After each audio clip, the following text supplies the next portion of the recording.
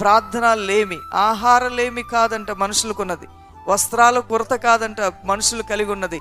ఇజ్రాయెల్తో దేవుడు పలికిన మాట, కరువు మీ మీదకి వచ్చింది. ఆ కరువు ఆహారం లేని కరువు కాదు, వస్త్రాలు లేని కరువు కాదు, ఉద్యోగాలు లేని కరువు కాదు, కానీ ఆత్మీయ కరువు. ఆ కరువుతో మీరు తల్లడిల్లిపోతున్నారు. ఇదే మిమ్మల్ని బాధ పెడుతున్న విషయం. మిమ్మల్ని భ్రష్టత్వంలోకి నడిపిస్తున్నటువంటి ఆ చీకటి ప్రార్థన కరువు. మీకు ఇల్లులు ఉన్నాయి, వస్త్రాలు ఉన్నాయి, అందచందాలు ఉన్నాయి, కానీ భక్తి మీకు లేదే అని ఇశ్రాయేలు ప్రజలను ఉద్దేశించి దేవుడు మాట్లాడాడు. వాక్య కరువు, ప్రార్థనా కరువు, మరి సహవాస కరువులో మీరు పడిపోయారు.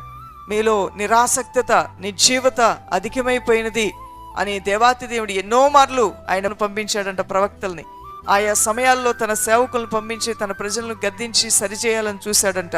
నా సేవకుల ద్వారా నేను ఎన్నో మార్లు మీతో మాట్లాడాను, అయినా ఇశ్రాయేలు ప్రజలారా మీ మనస్సులు మీరు మార్చుకోకుండా కఠినపరుచుకున్నారు కదా. ఈరోజు ఈ ఇబ్బందికి